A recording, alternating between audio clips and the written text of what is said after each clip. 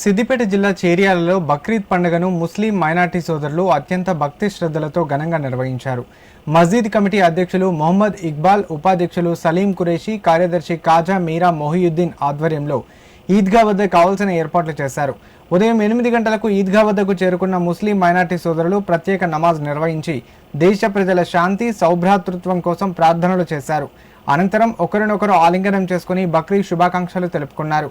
ఈ వేడుకలకు municipal chairperson ముత్యాల అరుణ బాలనర్సయ్య, వైస్ చైర్పర్సన్ మేడిశెట్టి ఉమా శ్రీధర్, కౌన్సిలర్లు బబ్లు, షరీఫా కాజాలు హాజరై ముస్లిం మైనార్టీ సోదరులకు పండుగ శుభాకాంక్షలు తెలిపారు.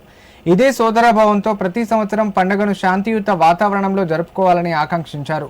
కార్యక్రమంలో మస్జిద్ కమిటీ సభ్యులు ఇక్బాల్ బాగన్, షర్ఫుద్దీన్, తాహేర్, తన్వీర్, ఫహీం కురేషి, మస్జిద్ కమిటీ మాజీ అధ్యక్షులు బడేమియా పాల్గొన్నారు. ఈరోజు ఈద్గాకు విచ్చేసినటువంటి ముస్లిం సహోదరులందరికీ బక్రీద్ పండుగ శుభాకాంక్షలు. త్యాగానికి, దానానికి ప్రతీక అయినటువంటి బక్రీద్ పండుగను ముస్లిం సోదరులందరూ సోదరభావంతో మేమందరం కలిసిమెలిసి ఉంటాము. కాబట్టి ఇదే విధంగా మత సామరస్యంతో, స్నేహభావంతో అందరూ ఉండాలని నేను కోరుకుంటున్నాను. అదేవిధంగా ఇప్పుడు గంగా జమున సోదర భావంతో ఈ విధంగా ఉన్నామో అదే విధంగా మున్ముందు కూడా అదే విధంగా ఉండాలని భక్తి విశ్వాసాలతో ఉంటూ అందరూ సుఖ సంతోషాలతో, సౌభాగ్యాలతో ఉండాలని కోరుకుంటున్నాను.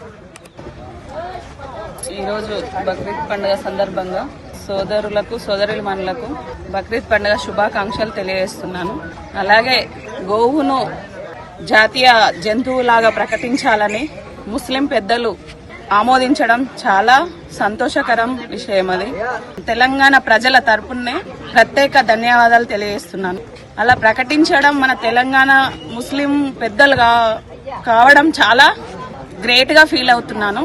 అలాగే మరొకసారి చేర్యాల ప్రజల తరపున బక్రీద్ పండుగ శుభాకాంక్షలు తెలియజేస్తున్నాను. అలాగే ముస్లిం సోదరులందరికీ అల్లా దీవెనలతో, ఆరోగ్యాలతో, ఐశ్వర్యాలతో, అలా పెద్దల దీవెనలతో కూడా సంతోషంగా, సుఖ సంతోషంగా ఉండాలని కోరుకుంటున్నాను.